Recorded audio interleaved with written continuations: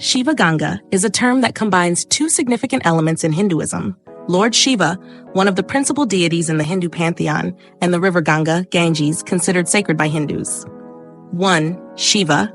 In Hinduism, Lord Shiva is revered as one of the principal deities of the Trimurti, the cosmic trio that includes Brahma, the creator, Vishnu, the preserver, and Shiva, the destroyer.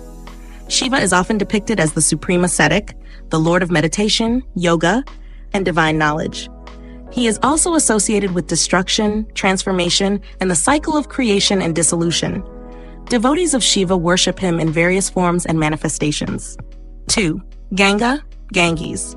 The river Ganga, also known as the Ganges, holds immense significance in Hinduism. It is considered the holiest river in India and is worshipped as a goddess, Ganga Mata, Mother Ganges.